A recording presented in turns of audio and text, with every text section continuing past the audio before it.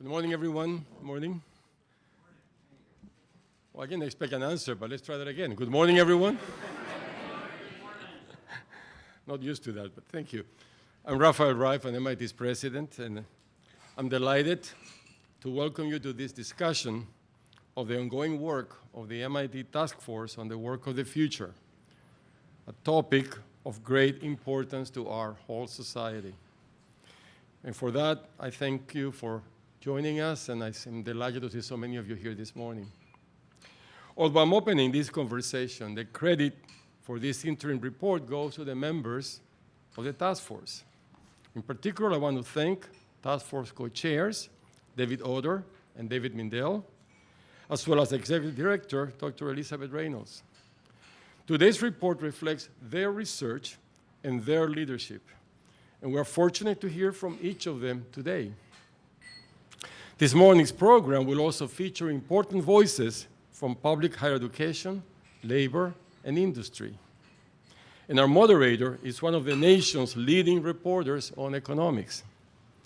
In a few moments, Liz Reynolds will introduce them properly, but I want to convey my deep thanks to each of them now for enriching this event with their presence, insight, and expertise. For an MIT delegation to hold a briefing in DC about policy and business practices is not an everyday occurrence. So let me offer some context. In 2017, we saw that the American people were increasingly worried about a future in which robots and computers could perform many human jobs. And the worst part seemed to be the sense of powerlessness. The worry that automation is coming to get us automatically. As president of an institute with technology in its name and national service in its mission, I had to take those concerns very seriously. And there were large open questions. Would this technological revolution be like those in the past, with many jobs lost, but many better jobs created? Or would this time be different? Would the changes be so rapid and far-reaching, and their impact so uneven and disruptive that it would threaten the stability of our society itself? And above all, what, if anything, could we do to shape the outcome? No matter who I asked, I heard no convincing answers. There were many strong, differing opinions, but relatively little research. So from my point of view, the next step was obvious. I asked some pretty smart people from across MIT to work with smart people from many other places to do their best to figure it out. So that's how the MIT Task Force on the Work of the Future got started. And we will hear today what they have learned in the past year and what they hope to clarify in the year ahead. Before we dive into the findings, let me offer this last thought. We will hear a great deal today about how society can shape the work of the future through both public policy and private business practices. Those levers are important. But I believe that those of us who are technologists and who educate tomorrow's technologists have a special role to play.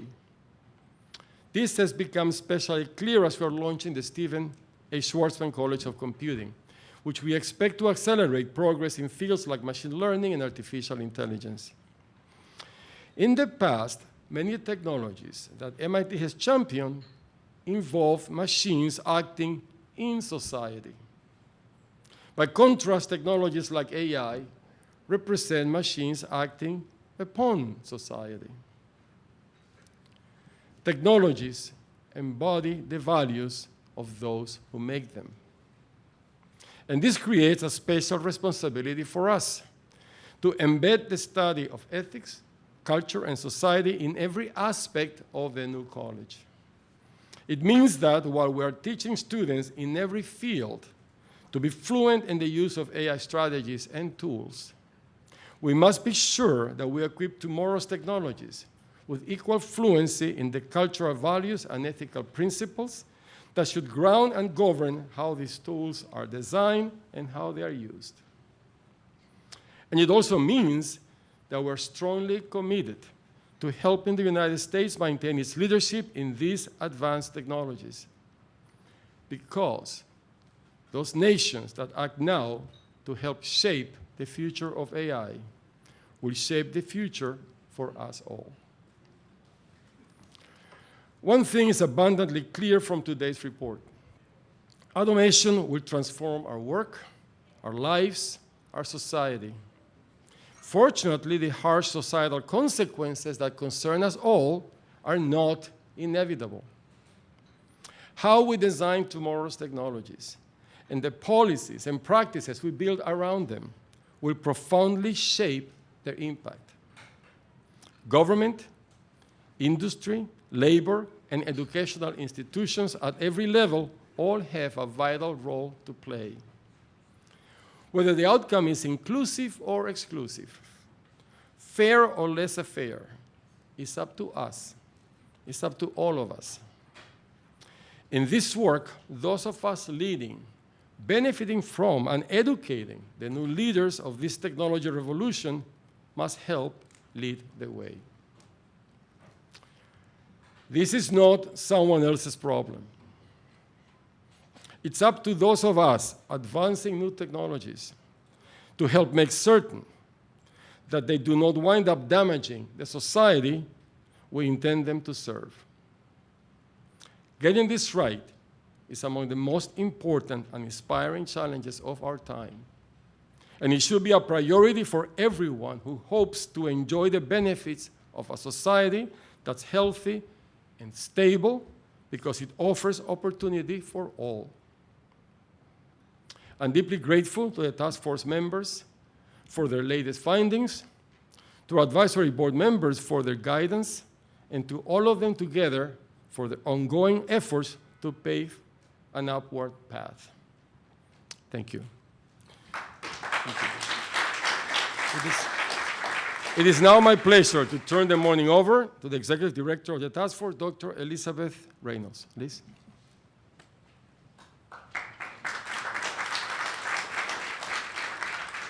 Thank you, President Reif, and also thank you to the MIT DC and news offices for their collaboration as we release this interim report. It's so great to see many friends and colleagues here from the DC area, people we've worked with over the years. Thank you again for joining us. This report represents the work of many over the last year plus. It is a synthesis of our research and our knowledge to date on the relationship between technology and work and what we see for both on the future, on the horizon.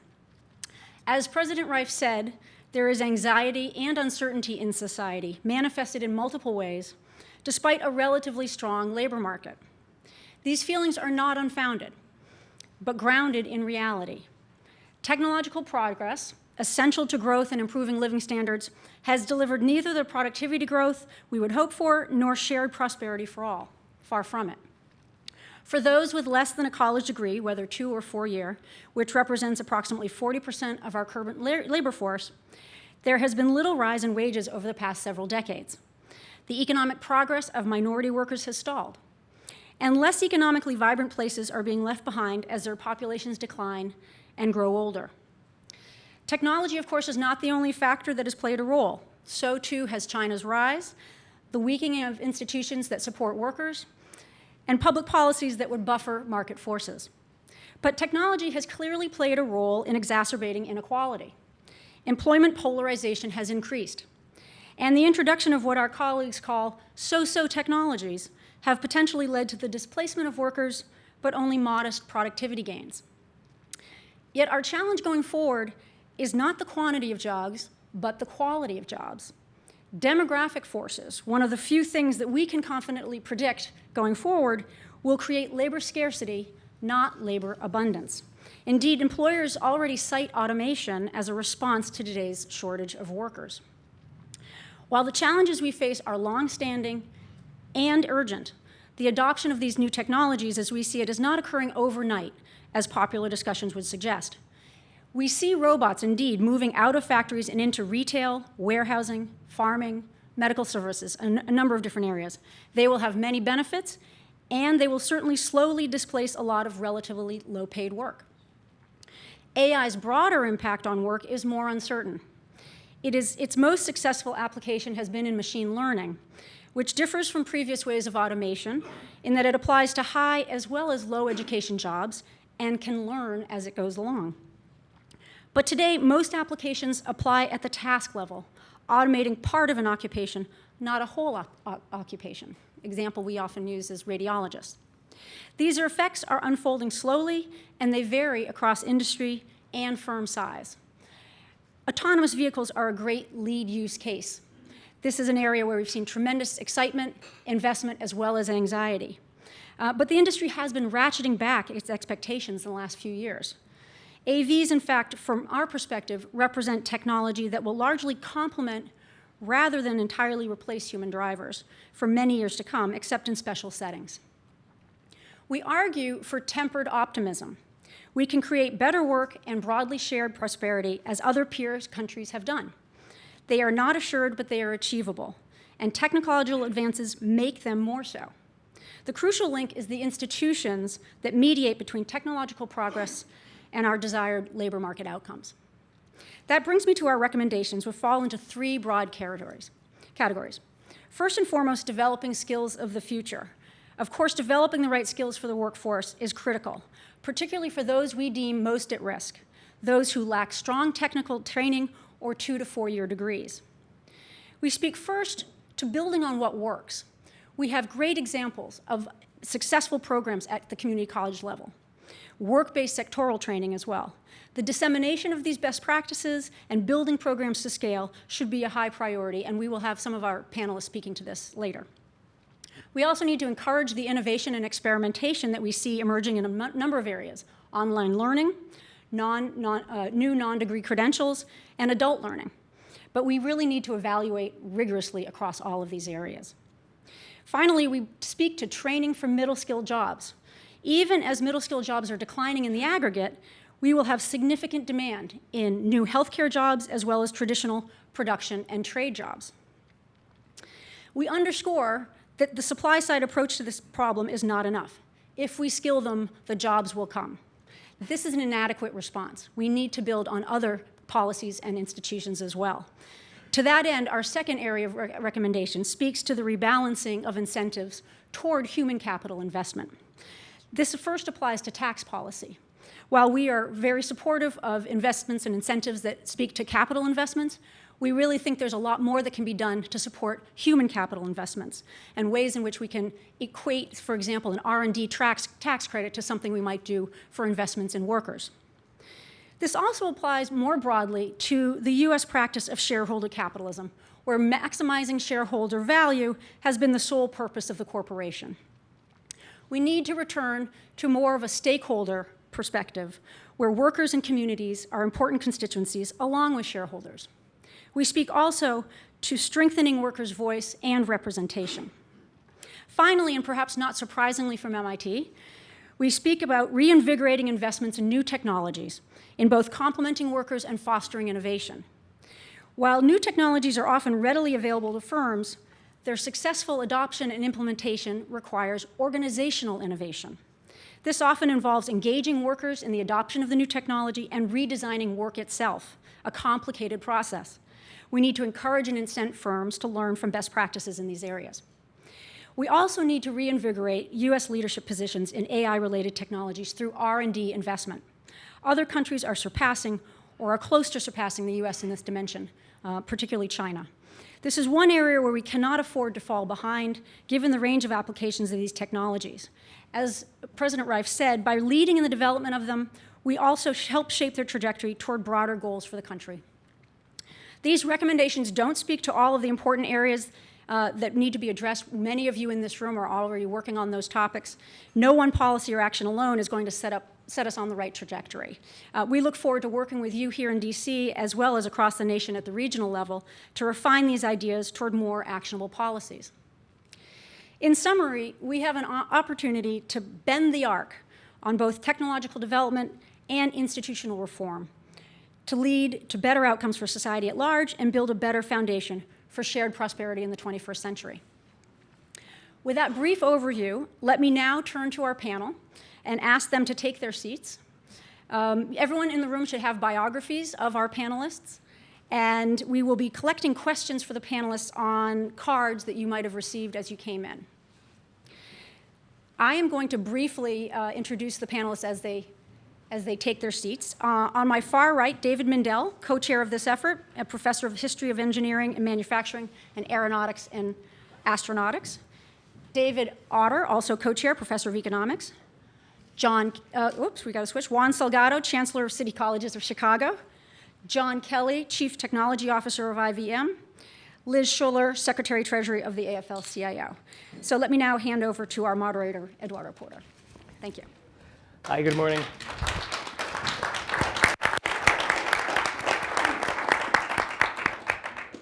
Good morning. In a way, I find it kind of remarkable that this meeting is even happening. When I started writing about these things, about economics, a few years ago, I can't imagine that an economist looking at the kind of like horizon of possibilities brought about by the technologies that we see today, you know, the machine learning and the artificial intelligence and so on, could have concluded anything but productivity is going to rise at a fast clip and prosperity is going to increase, you know? But that's not how the public saw it. The public for some time has been looking at that same technological landscape, looking into the future and concluding, you know, I might lose my job.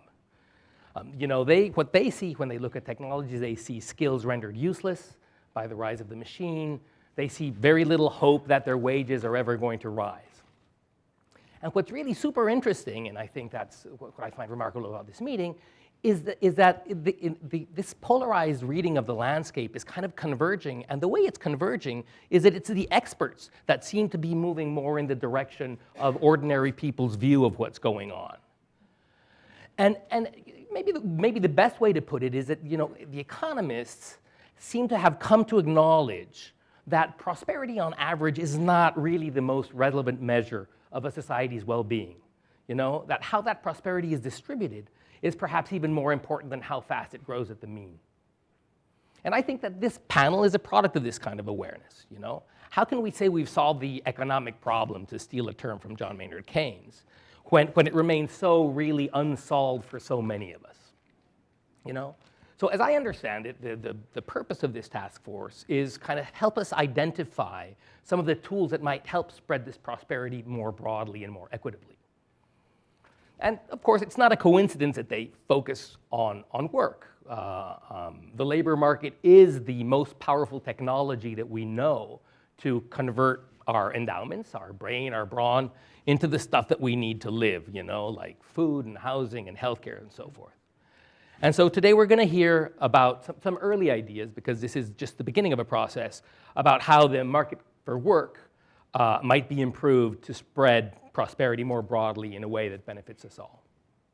So you've heard the panel. We've got two Davids, David Mindell, David Otter, Juan Salgado, John Kelly, Liz Schuller. It's a great panel.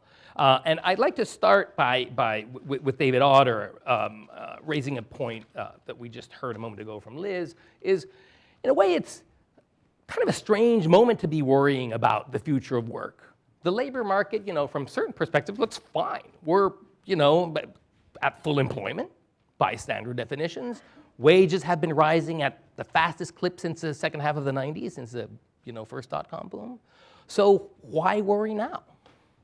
That's a great question, and that's what we ask ourselves, because we really get in and say, well, is everybody, you know, just sort of missing the picture? The economists, you know, the zeitgeist has not caught up with the data. But we think that the public is really onto something, as is often the case. In fact, as economists, we're humbled to realize that we often discover things that people have known for years, and, you know, and then we get to publish them. But if you look at the last 80 years of economic history, if we look at the first three post-war decades, we saw rapid productivity growth and rapid even wage growth, and living standards were rising across the board.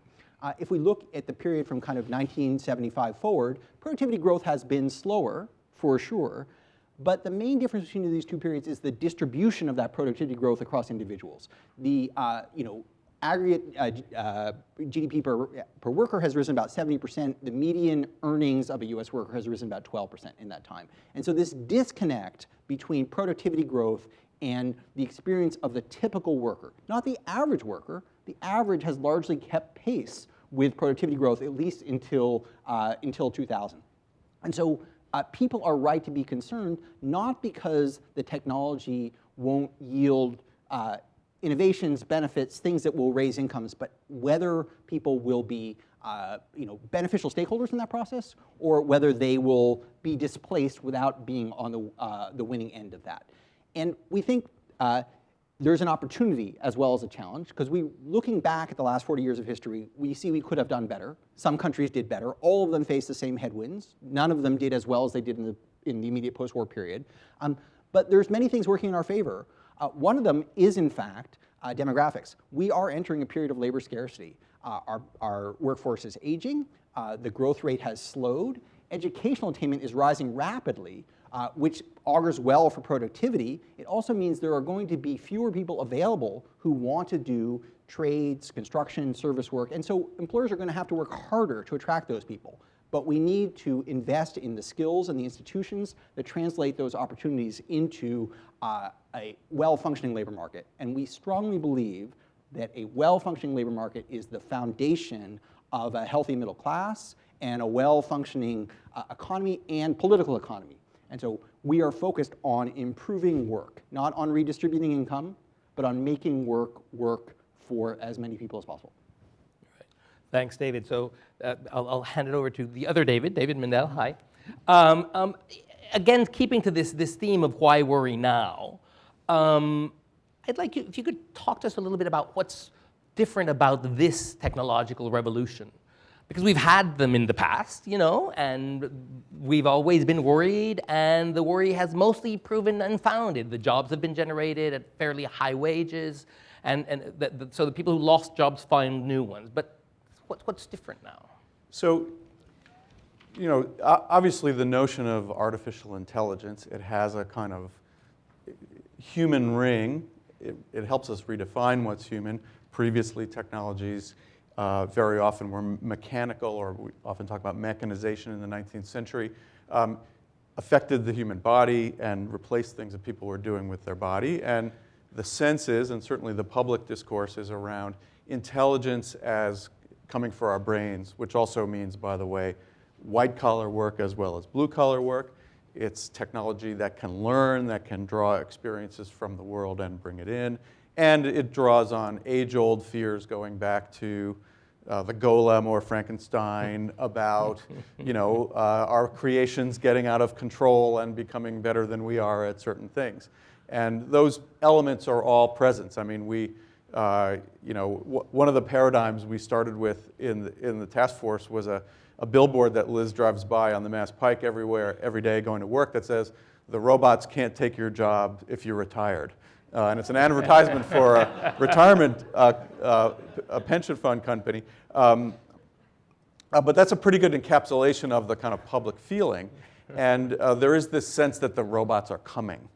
And as MIT, we really asked ourselves, what do we have to say that's different, and what do we need to say, given Raphael's charge to us, that MIT has a responsibility to talk about here. And one of those is technology is not something that happens to us.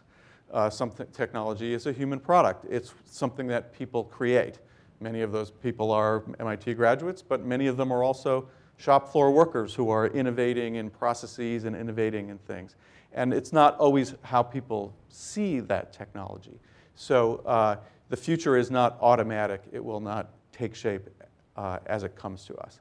Now, AI is a little bit special, or at least it has claims to be special, because it does learn, it does adapt to the world. And of course, today's AI technologies that so far are most successful are for a very particular subset of what scientists consider AI, which have to do with machine learning and neural network type models, which have been around for a long time, but in the last 10 years or so, the availability of data and compute and algorithms to use those things efficiently have really kind of skyrocketed. Very interesting kind of data because, kind of development, because machine learning technology is based on this enormous volume of data that we use. So Raphael talked about AI impacting society. Today's AI is society, right? It is literally the embodiment of lots of human activity that computer scientists and programmers have learned to draw on. And so AI is us, literally. And that has a special kind of promise, but also a special kind of fear that feels different from the industrial mechanical age. Yeah, well, John, so perhaps you're the best place here to tell us what's the state of our progress along this dimension. What can machines do? What is the state of automation today? And how would you, if I asked you to look 10 years ahead, how would you see it moving across society, across the economy? Yeah, great question, Eduardo. And first, let me begin by acknowledging Raphael for kicking off this study, because I think when we started this, there was no stake in the ground. People were just sort of grasping at the issue. And I really think that this first phase report, David, and Liz, is a great stake in the ground for us moving forward. Eduardo, the way I like to think about this is moving very fast. It's a very long-term trend in artificial intelligence, and we're at the very beginning. Think of it as Moore's law for AI, right? This is going to be a 50, 60-year run at least, and we're less than a decade into this. Secondly, the technology is advancing not at a linear rate, but at an exponential rate, like Moore's law. Think about when we had the first transistors back in the 60s. Nobody could have predicted that you would have the smarts of that cell phone in your pocket. So it's hard for us to grasp what it's going to be like in 50 years. That said, the technology today can do a lot of important things. And relative to workforce, it can go all the way from assisting and augmenting people in a call center to respond better, faster, deeper by advising the person, to a high-end oncologist that can give a better diagnosis and treatment to a cancer patient, and everything in between. So I think the challenge for us is not necessarily for the oncologist or how do we improve the sort of the lower end of the wage scale, but it's that in between, the midsection.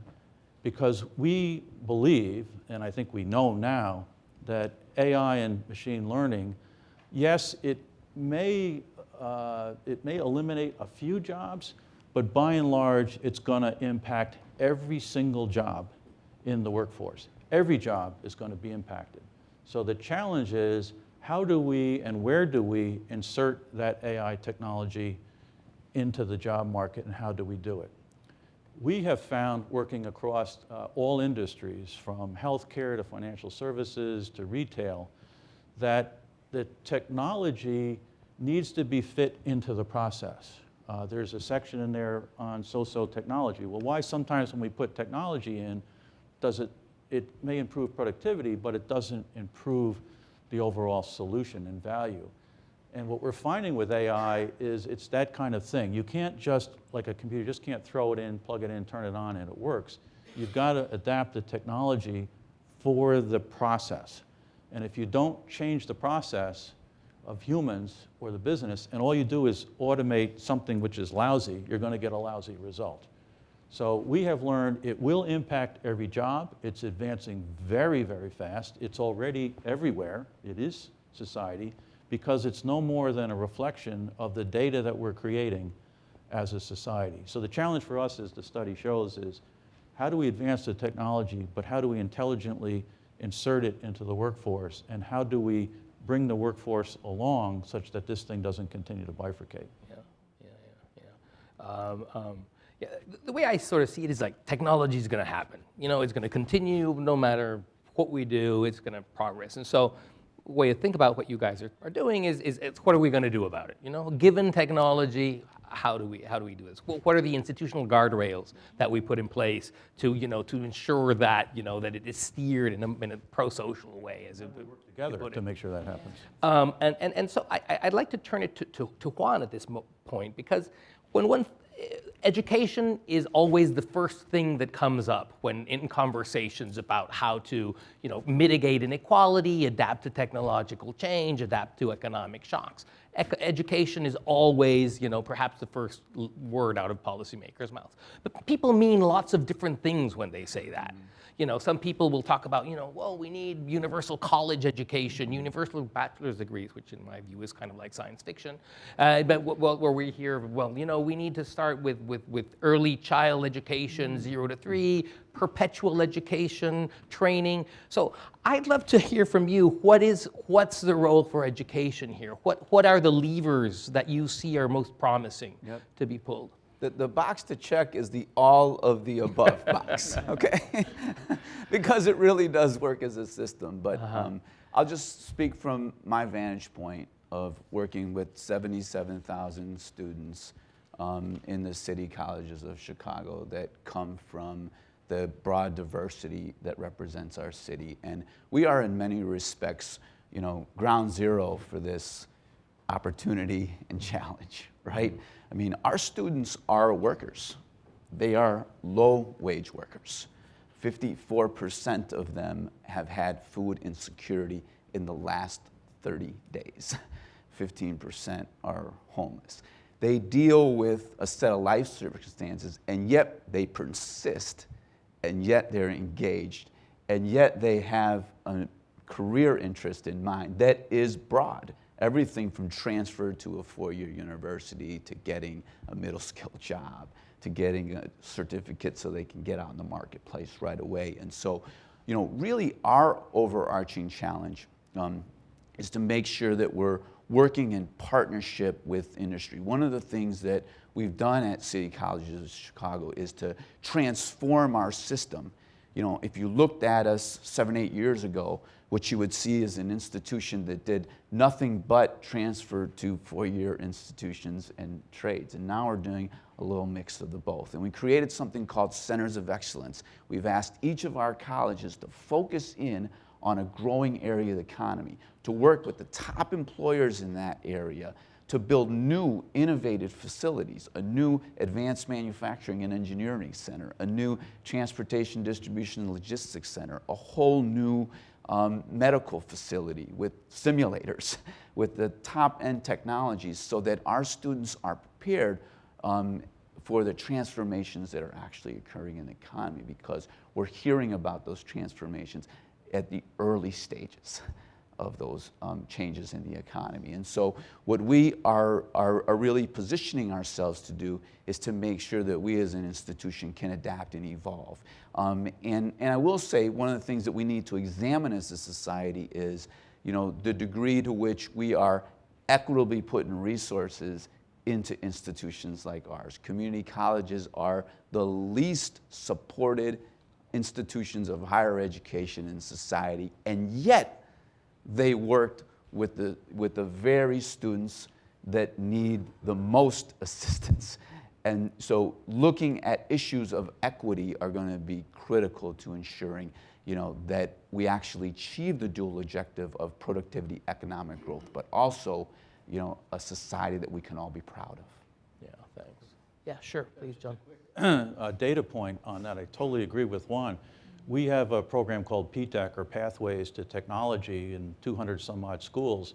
And we have found that, in a sense, we've overspec'd some of these jobs. So if I take a cybersecurity analyst in an operations center, we've just sort of traditionally said we have to have a 4-year degree.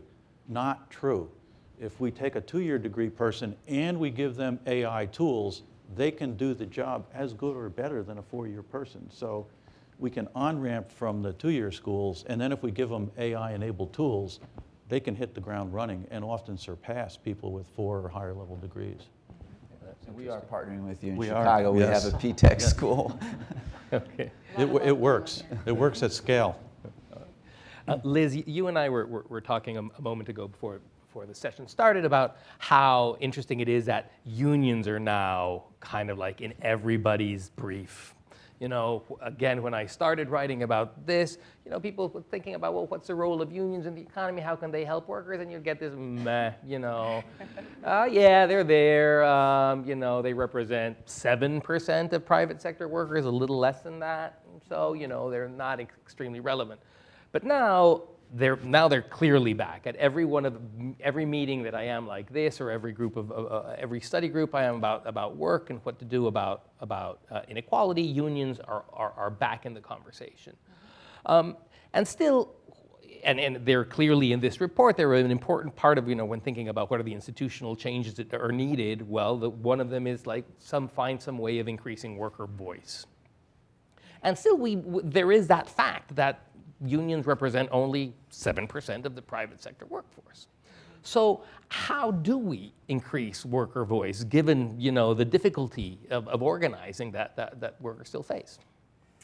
Right, I'm glad to hear you say that it's in every brief now, which it's been a while that we've been knocking on these doors and saying, hey, over here, workers. Because when you talk about the future of work, you would think workers' voices would be included in that conversation. So we're thrilled to be here. I want to say thank you to the authors of the report, because what came through very clearly was this nagging problem of inequality we have in this country.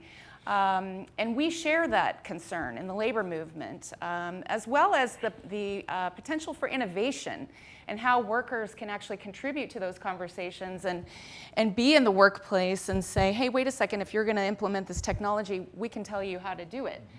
So those two things that are streaming through the report around innovation, inequality, we believe go right through the labor movement, because worker voice is absolutely essential in this debate. And you cannot have a strong worker voice without strong bargaining power associated with it, because you can raise your voice all day long, but if you don't have the ability to flex your muscle, come together collectively, and leverage something, nothing's going to change. And so we believe very strongly that worker voice means worker bargaining power. And we have seen this over time, of course. Since our inception, we have been molding and changing and adapting to technological change since our inception. If you think back, at the turn of the century, what technology looked like up till today, even with the so-so technology that's mentioned, I have many examples in my head of workers who have been, dealing with that even today. So I think that we have so many examples. We represent 12.5 million working men and women. Even though it's 7% of the economy, it's still a ton of people, right? And I will say 6.5 million of those are women, which women and people of color are going to be the growing demographic, as we have all talked about in this workforce of the future. So I like to point to examples because we're seeing it, as I said, in every workplace, in every sector. And we recently saw workers at Marriott hotels go on strike. What did they go on strike about? They, of course, were thinking about wages. They were thinking about healthcare. But technology was one of the top 3 reasons why they went on strike, because they said if there's going to be mobile devices and people are going to be checking in and checking out of their hotels, if they're going to have robots when they arrive, we think we need to have a voice in that and have a seat at the table as that technology is introduced in the workplace. And so they were able to negotiate provisions in their contract for notice periods, for transition assistance, so that they could have a fund to actually retrain people who might be displaced. So that's what we think of when we think of worker voice. Yeah. And there are a lot of examples of worker voice out there. We're seeing a moment of collective action in this country, unlike we've seen in a very long time. But so we think all forms of worker organization and worker voice, meaning a seat at the table for working people. Yeah, yeah. I'm thinking also that Teamsters also tried to have some tech provisions in their contract with UPS, I remember, but they were much less successful than Unite Here in doing that. They wanted some say over what, kind of autonomous vehicles and stuff that UPS would introduce. It's evolving. But the company was very resistant to that. Yeah, I bet. Yeah, no. Thanks. So listen, David Otter, I'd like to get back to you. Perhaps should step back for one little second. I mean, this is a preliminary report. You're going to spend the next year passing through these ideas and coming out with a more complete set of findings. But maybe you could just give us a little bit of a panorama on, or what are the margins, the most promising margins you see for policy action? I mean, we're talking about worker voice, talking about education, but what could you just tell us what else is in the bag? Sure. So certainly the discussion of education, I think we've highlighted that here, and any discussion of future workforce involves appropriate skills, and we focused in particular on the group between high school and four-year because we think that's where there's the most innovation and also the most complexity. Like, K through 12 is incredibly important. A lot of people are focused on that. Great four-year college is incredibly important. We think we got that. But in terms of helping people transition into, so there's enormous growth in healthcare work. Some of it is great, high-paid work that doesn't require 4 years degrees. Some of it's terrible work, right? So the home healthcare industry, is growing incredibly rapidly. It's incredibly insecure and low-paid. That could be improved. So that's one avenue, but you expected that. A second avenue we talk about a lot is incentives around human capital investment and physical capital investment. Our tax code heavily subsidizes capital investment at the margin. We have R&D tax credits. We have immediate depreciation. We have you can defer your capital gains forever. Labor is taxed at a relatively high marginal rate. It's not paid by the employer. It's paid by the worker, but that still creates a wedge between what the firm pays and what the worker receives. And so in some sense, at the margin, the government goes in with you when you want to buy a machine to replace a worker. And we're all in favor of capital investment. We're not opposed to that. But we think the playing field should be leveled, that we should be recognizing both types of investments as valuable. They should be acknowledged in corporate income statements, and we should be working harder to give firms reasons to upskill workers and to move them into favorable positions. And that's a tricky business, obviously. If you don't do that carefully, companies will say, oh yeah, sending a person on lunch break, well, they're learning something. And we don't want that. We want that, it has to be recognized credentials. It has to be things that we can verify as being genuinely useful. The US has had good success with the R&D tax credit. The evidence is it has worked. We hope we can do something similar with human capital investment. Similarly, consistent with what Liz said, we do believe that there has to be some recognition that workers are stakeholders. It's not accurate to think that the only stakeholder of a firm is the shareholder, because their firm's policies affect workers, they affect communities, and if those costs aren't recognized, that's actually inefficient, what we would call an externality as an economist. And so this is not a proto-Marxist document. But we think the last 40 years of the rise of pure shareholder capitalism, Milton Friedman's dream, and then Jensen and Meckling, who really brought that into the economics view. And by the way, Michael Jensen, who was really one of the persons who introduced that notion, has renounced it, right? Has said, we went too far with that. So we think there's greater opportunity for innovation in this area, not just through adversarial labor management relations, but through sectoral bargaining, through different forms of worker voice. So buttressing the current labor movement and allowing it to expand. And then finally, we think that innovation is something that is not an autonomous activity. It's something that we shape. The government sets priorities and tells researchers, here's the important problem, whether that's putting a person in space, whether that's creating a telecommunication system that became the internet. And in fact, the National Science Foundation is already looking at ways to foster innovation that benefit workers as well as firms. So we need to invest in technological leadership. We should not step back, oh, we're afraid of that, let's tax it, let's not do it. That's not the right message. The message should be, we should shape it. And by leading it, we have an opportunity to create both economic prosperity and to share that prosperity. The kind of like the broad national conversation about, what do we do to distribute, say, prosperity more broadly, it includes several other things. There are several other things in kind of like the national bag. There's from tax policies, earned income tax credits, to regulatory policies to address the issue of what David Weil calls the fissuring of the workplace. There's talk about whether something should be done about a proposed monopolistic power of big employers. Silicon Valley loves the UBI. These are not in your toolkit. How come? Whoever wants to grab it, I mean, there's many things that are not in the report, of course, and David is going to do a better job of explaining our position on UBI than I will. Yeah, again, on the one hand, it's a preliminary report. On the other hand, it's a framing document. We are trying to shape the way to think about this problem, and then we'll be filled in with the research and the empirical part of it in the coming months and the year. And we really tried to focus on what are the ways that we can think about it differently. You know, to build on what David said about intelligence, one thing we've learned about intelligence is that there are many artificial intelligences. There are many different ways to be intelligent. Machine intelligence today is not human intelligence, but most people in the field sort of feel like it is intelligent in its own way. And there are many different ways that that technology can and will evolve. We talked a lot about China, which is also not very much in the report, but very much on our mind, and we have researchers there as we speak.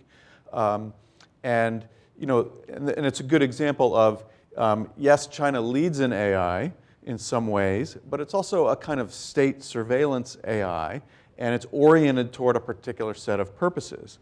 The US has really developed and led AI from a military point of view during the Cold War and in the years after, and you can point to how autonomous cars are very much created by DARPA and seeded by DARPA. It's a great success for DARPA. Also contains some of the limitations of that model. And so the US has an opportunity to lead in AI in a way that is worker-centric, that is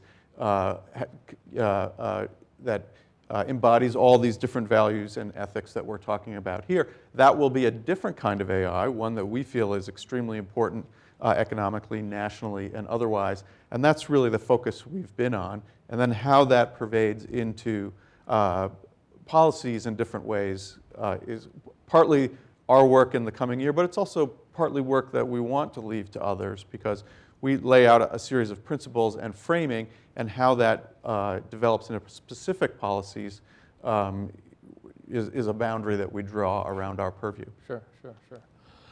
So picking off of that, and Liz mentioned it earlier, and it's come up a little bit, this idea of so-so technology. And well, your colleague Daron Acemoglu has written a lot about that, about automation that doesn't really boost productivity that much. It just knocks out a worker. And well, one question I have is, how do we identify the good automation from the bad automation, the good tech from the bad tech? And what is the right policy response? I mean, how can one modulate that? Is it a question of rejiggering the tax incentives, as David Otter, you were mentioning before? Or is there some other way of addressing that to encourage the good type and push against the bad type? And I don't know, maybe Liz, you also have thoughts about that, and John, but whoever wants to grab this, I'd love to hear you. Well, let me start. I think we have to accept the fact that this is going to happen. There is no question that this technology is going to happen. And as I mentioned earlier, it is on an exponential curve. So if we decide not to do it, someone else is going to do it, and our workforce that is not augmented with AI is going to have a heck of a disadvantage to another, say a foreign government or workers. So it will happen. I don't think that it's something that can be regulated at the core, because the technology is advancing so far. There's no way the regulation could possibly keep up with the advances in artificial intelligence. I think the introduction of the technology into the workforce and the creation of it, as Raphael pointed out, is the responsibility of us that create it and the partners that we work for or work with in the various industries. It can do great things in healthcare or financial services, or it could do things that could be harmful. So we have to introduce it in the right way. But I think there are areas around the margin where there's implications of the technology. One example is privacy.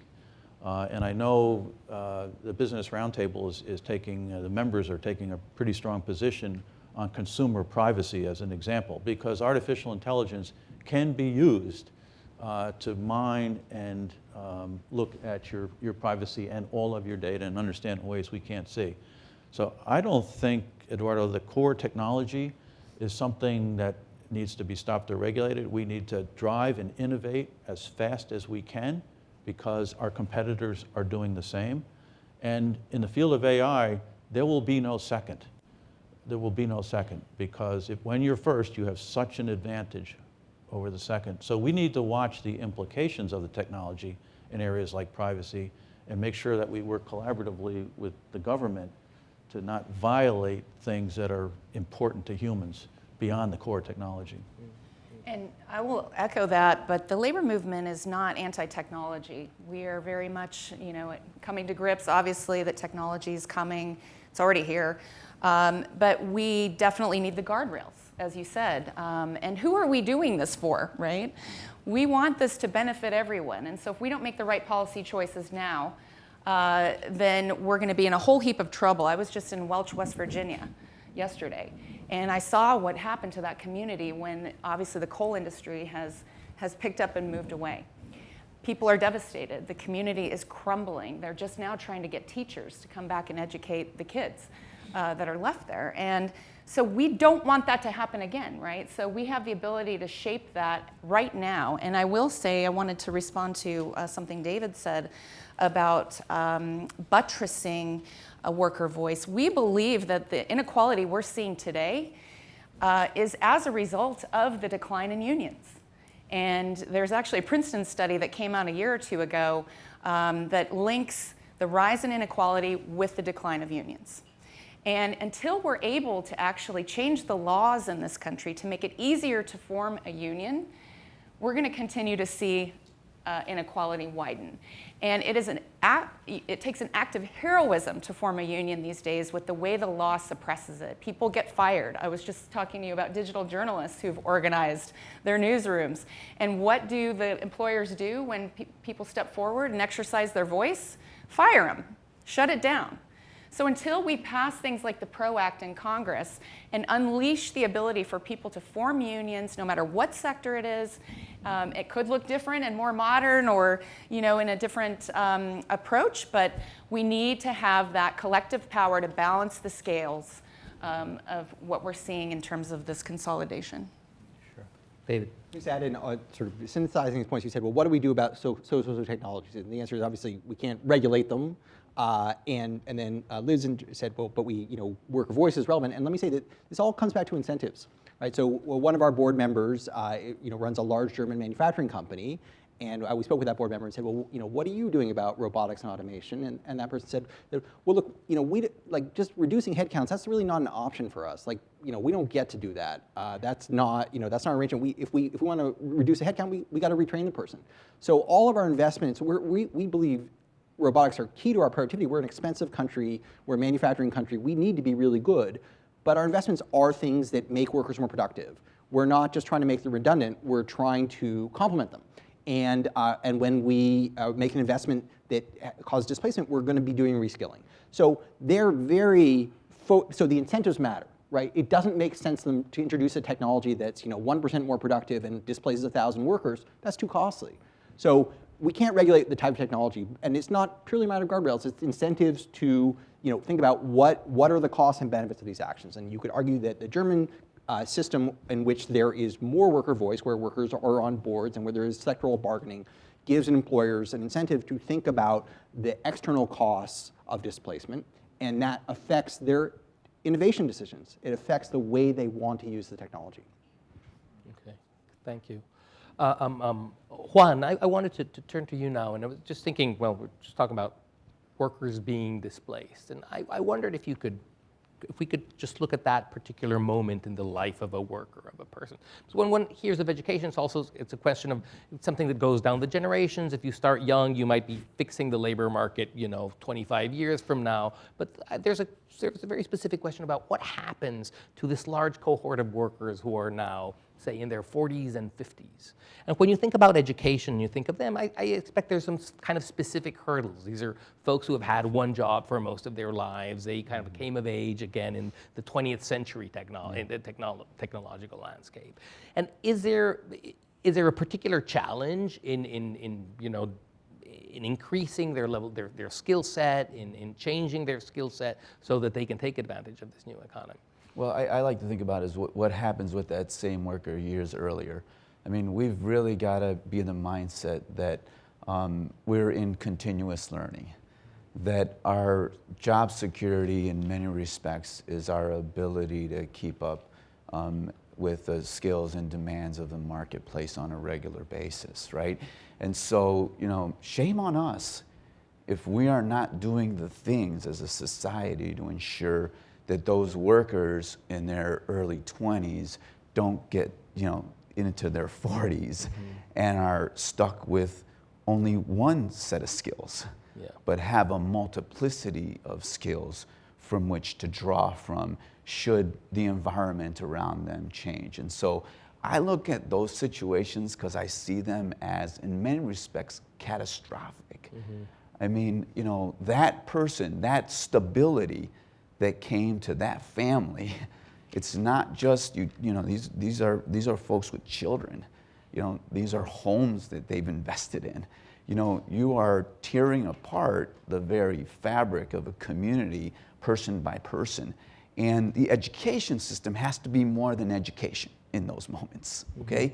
And so, the supports that are required for people that are going through this transformation that they have to go through very rapidly in a short period of time, got to do a lot of catch up, right?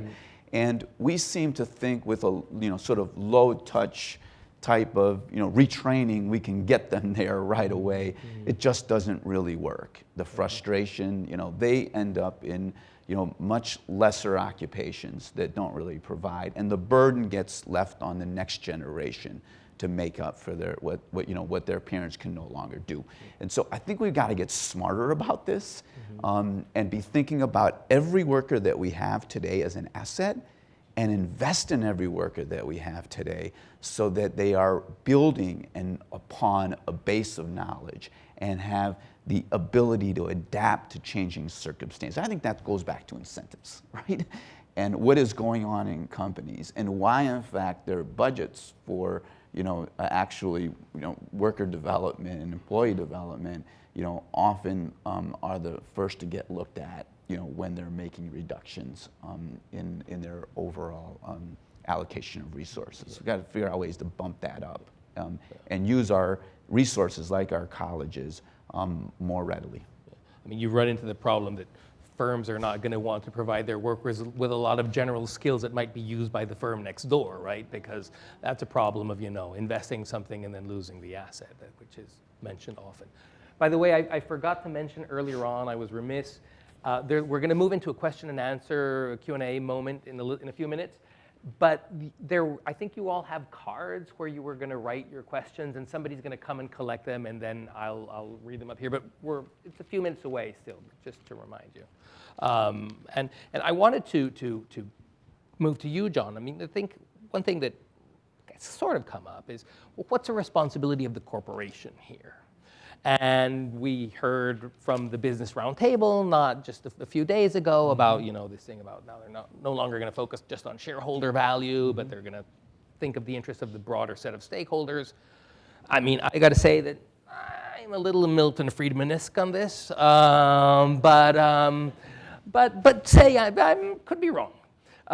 What do you think is the responsibility of corporations to try to manage this environment for their workforce? Yeah, well, first of all, we in IBM, we believe fundamentally it's just the right thing to do to help our workforce, to train them, to advance them.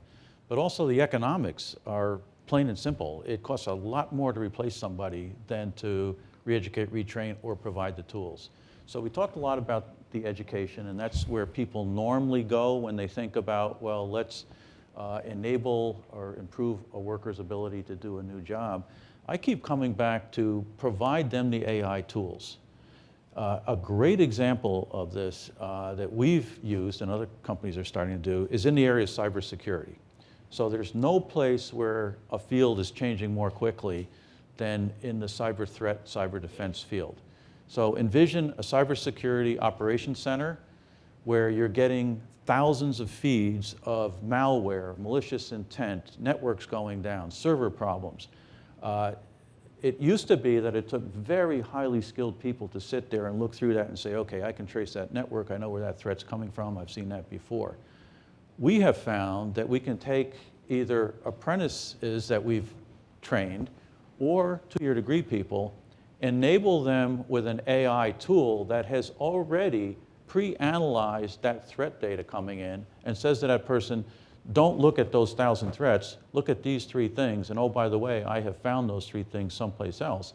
That's something that a person with what we would traditionally say lower level skills or education can do really well. And the great thing is that the AI tools are advancing at such a rate that they're advancing consistent with the threat or the opportunity. So the human doesn't necessarily have to be re-educated constantly. The AI tool can do it and bring the human along in this man-machine sort of augmentation. So from our vantage point, it's the right thing to do, economic sense. We're very much supportive of the education, but we think that for the first time, these tools are not just put a machine in to do a task, put a machine in that learns and can pull the human along with it. That's a whole new thing we've not seen before. Yeah, okay. Yeah, David. And you can imagine that not just in computer security, but for example in healthcare, right? There's so much work to do in healthcare, and there's the most expert people are so expensive, right, and so scarce, and a lot more work can be delegated, right, with machine augmentation to allow people to, triage, to diagnose, and even, one of our colleagues at MIT, Julie Shaw, who's a roboticist, she works very hard on the floors of hospitals, and she says, the charge nurse on a hospital is like an air traffic controller with like a much harder traffic pattern and much worse tools. And augmenting that person to be able to allocate tasks effectively, to triage what's important, to delegate.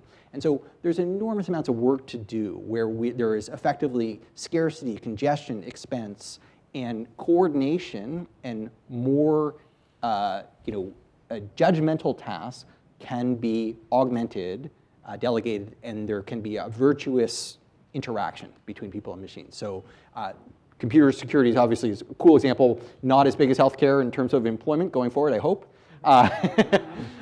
So. Cybersecurity, by the way. So. One of the key things in the report also is that if you look at the immediate future, many AI tools, you've seen them. Image recognition, face recognition, voice recognition, but they've mostly been deployed by big organizations, big companies. We're in a period of rapid democratization of that deployment. These things are now easier to develop. Well, you don't have to develop them. You can draw them from the cloud in different ways. They're easier to deploy. And so the far out future is harder to imagine, but the immediate future partly is about tools that you've seen becoming deployed. I sometimes say Alexa at the gas pump. The things that you've already seen deployed by large companies deployed in a more ubiquitous way, and that's a pretty good way to think about the immediate future. That said, when a cybersecurity AI system is making a decision about who's friendly and who's a threat, that's fundamentally a social decision, involves a lot of other factors. Ditto, that's true in a healthcare setting, and how do we make sure that those social decisions that are either embedded in the code are transparent and well understood for what they are, or left to the person, in the healthcare case, to a doctor to make the ultimate decision on a diagnosis and a treatment, and that the ways that the decisions are aided or supported are understood for the nature and the way that they're based on the data, which itself is either biased or potentially insecure. Great. So, okay, I'm going to open it to questions from the floor. Here's some quite fun ones. Here's a question that says that Bill Gates has suggested taxing robots. I'm sure you all read his piece where robots replace humans. What if we tax robots at a higher rate than we taxed human work? Do you think that would change the kind of like the deployment of robots in a positive way, or how would that, is that an idea worth considering, or not? Yeah, it's worth considering rejecting out of hand. It's a terrible idea. I mean, we you know, that's like, you know, we need to innovate. We even if we said let's tax robots 100%, we'll have none of them. Well, we'll have them. We'll just be importing them implicitly in all the products we buy from overseas because this is a competitive world. So we should not, you know, we should not put the brakes on innovation by penalizing it. We should treat capital and labor in a balanced way. I don't think singling out robots because they seem especially scary is the right way to go about this. And in fact, most of this stuff is software. It's not robots anyway. Robots are tiny relative to AI and all the software that does most of the tasks. It's also the definition of robot is so fluid and it's so hard to put your finger on. I mean, there is a kind of industrial robot that looks like an arm that welds a car body, and those have been around for a while, but most of the technologies we're talking about are not easily confined to that really early 20th century idea of robot per se. Yeah. We use the example in the report of the Amazon warehouses that have the robots running around, and the individual robots are almost a trivial part of that system. They're just little devices that scoot around. The entire fulfillment center really is the robot. It's composed of people, it's composed of what we used to call robots, it's composed of software, which is critical. And so what part of that is a robot? Is that one robot or is it 600 robots? You know, and then when you put a constraint like a tax around it, you'll see all kinds of innovation in further blurring that boundary. So it's no longer a robot. You know. I always say, you know, a car is just a robot that you sit in, and an airliner is an autonomous robot that pilots happen to turn on and turn off. Yeah. Just pinging off of that, I'm sorry, I'm being a little indisciplined here. Another crazy idea that has come out in this conversation about what do we do about the future of work and prosperity is, why don't we, should we ask the companies that are using the data to develop AIs to pay people for the data that they're providing into the system to train these AIs? And there's, you know, Eric Posner at the University of Chicago has suggested that there could be some real money there that could actually put a dent into inequality. I wonder, I mean, again, this is kind of left field, but if you've thought about it, do you think it's insane? I don't think it's insane. I mean, there's value in data, and how that value gets allocated, and who extracts it, and at what cost, and what benefit to whom, which is always a question that we ask about.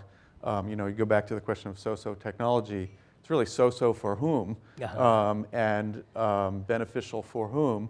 And we haven't gone into the details of data privacy and control, but it's a crucial question that's going to continue to evolve, and you know, that's true in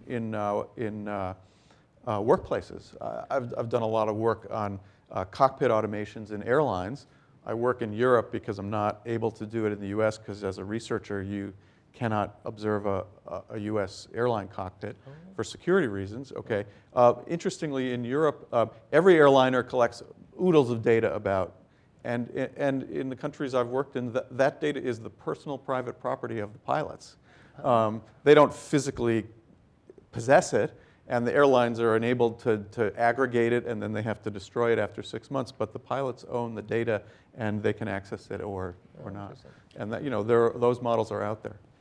And we think ownership of worker data is a huge issue, and we think too that could be one of the modern ways that unions become more relevant to working people, because helping them navigate through these emerging concerns. I mean, who would have thought you had to worry about your data, right?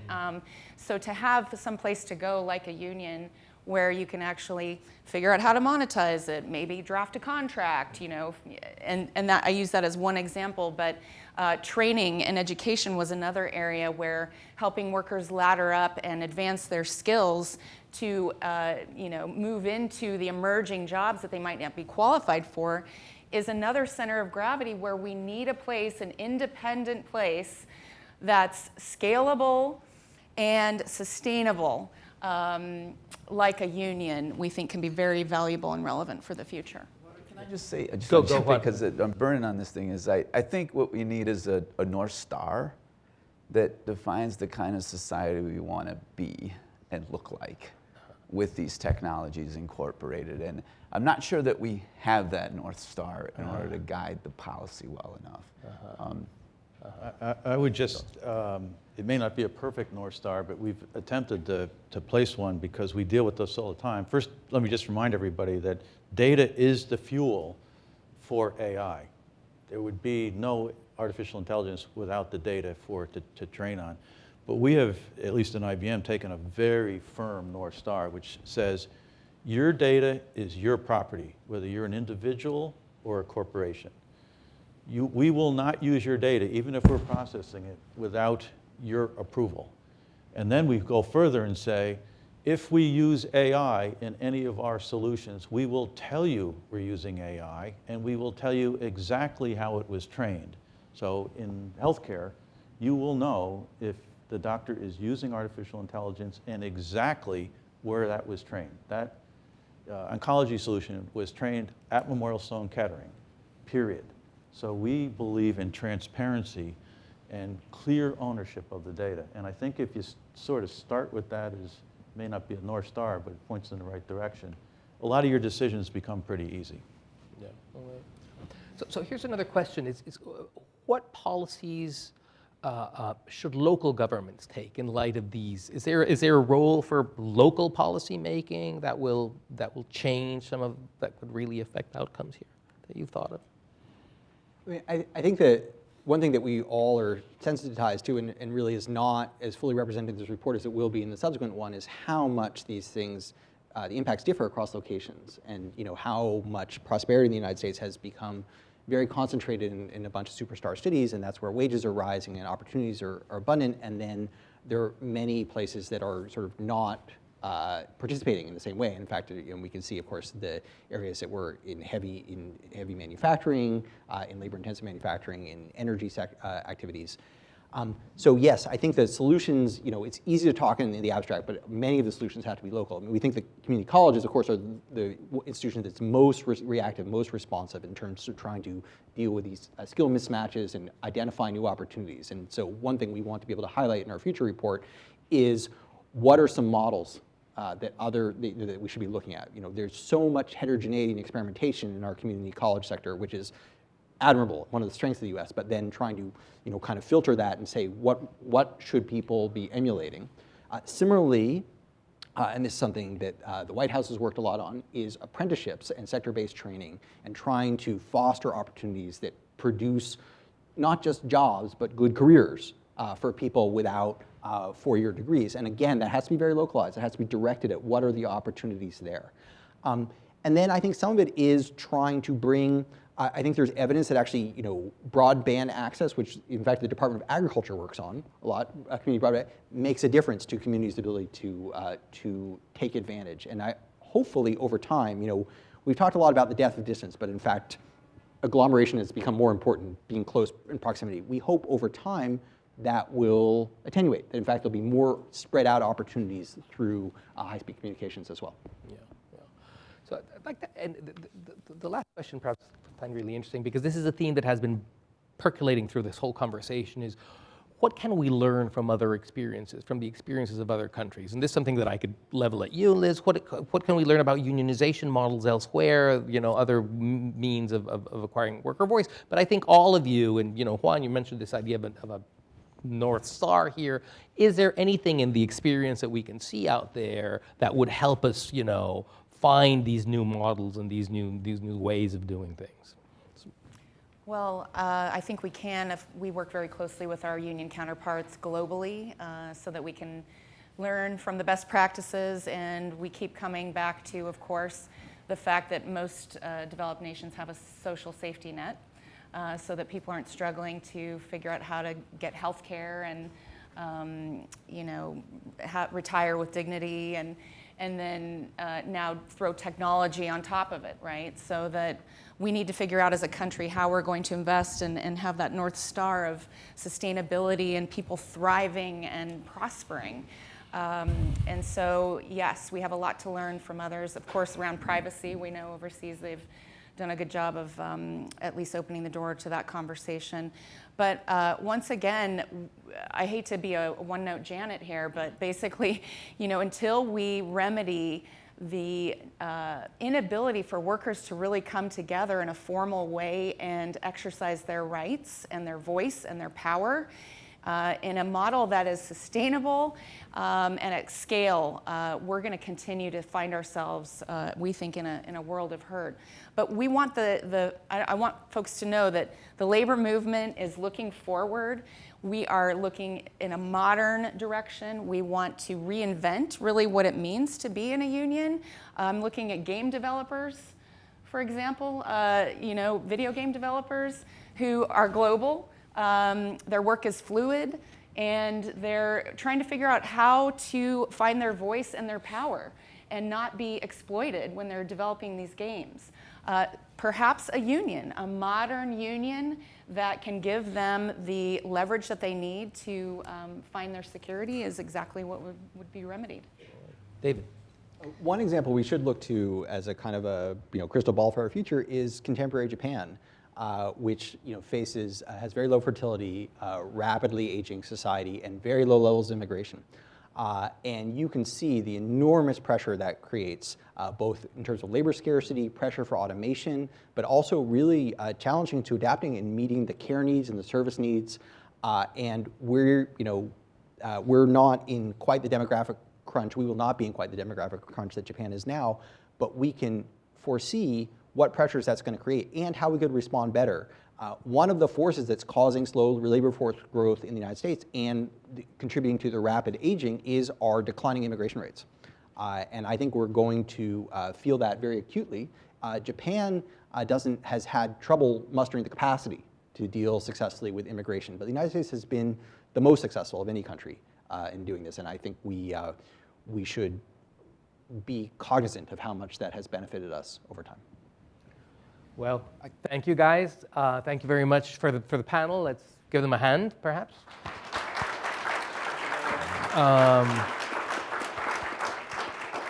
You can find copies of the report online at workofthefuture.mit.edu.